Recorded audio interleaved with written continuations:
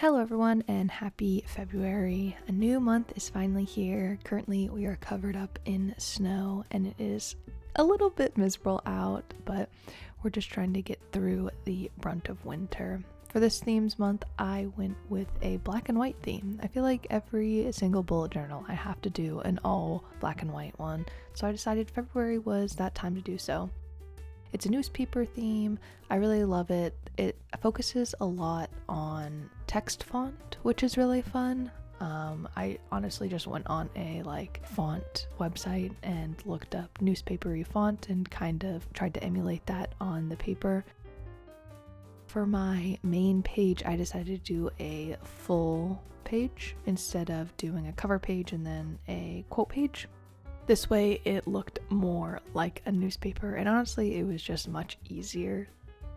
I decided to put February at the top in big, elegant letters, and then I decided to section off my newspaper kind of like an index, so I have all of my pages as little stories on the front page. So we have monthly calendar, habit, mood tracker, playlist, brain dump, all of the weeks, and then my month in pictures. So this is how I actually structure my monthly bullet journal.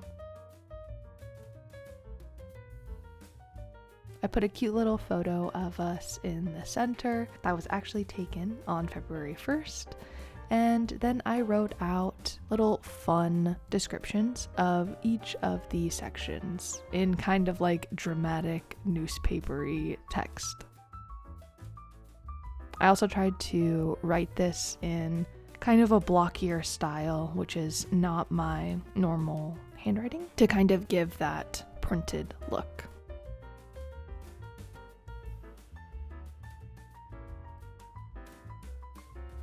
And then for the calendar page, this was super simple. I just sectioned off a huge rectangle and then had this as again, another newspaper. I made individual boxes for the week headers and then made these 5x5 boxes for all of the individual calendar days. I made sure I had to add a header and then the month and year to make it look more official and newspaper-like.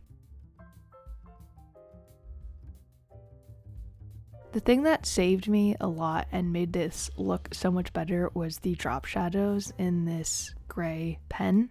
They just make everything pop and stand out, and it adds another dimension.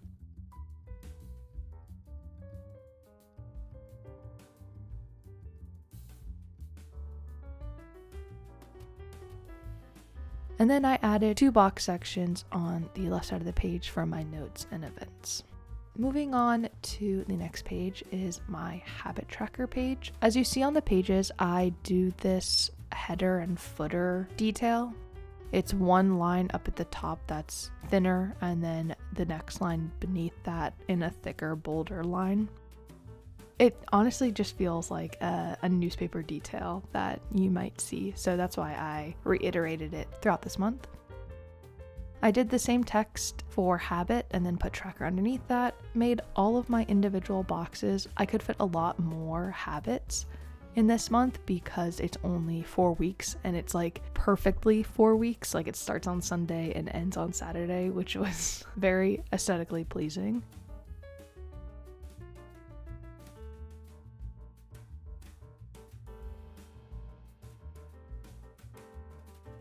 Then I added in a darker shade of gray for all of the box headers and then wrote down all of the days in each box, which always takes it very long, but always looks really good.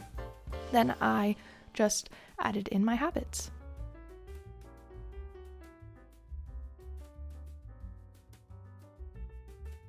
For the next page, my mood tracker.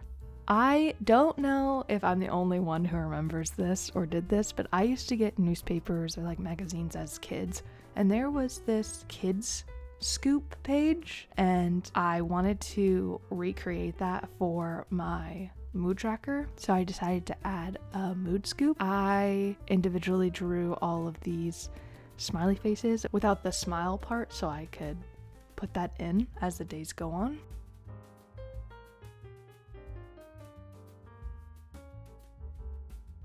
Next, for my playlist page, I did it kind of as like a columns page where I had all of my songs lined up vertically, and then I'll just input them in the album at the end of the month.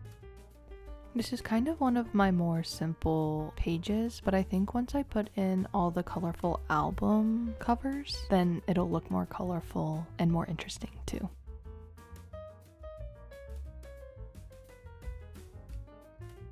Next, for my brain dump page, I drew out a folded newspaper and put the monthly news on it just because this is where I will write everything that I need to get out that month, and then I just did a lot of drop shadows to make the newspaper pop.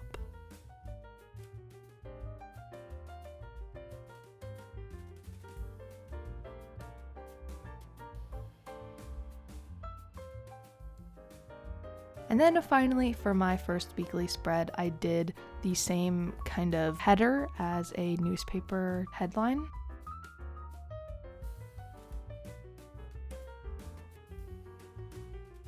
And then I individually drew all of these boxes, and it kind of resembled like mini stories that you would see in a newspaper.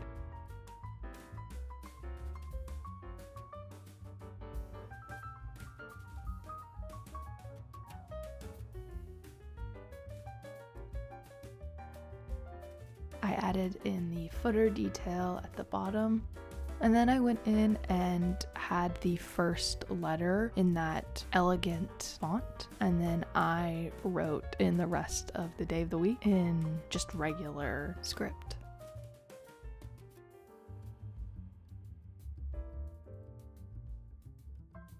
Then I added in the dates and obviously did some more drop shadows to make sure that the page didn't look so flat.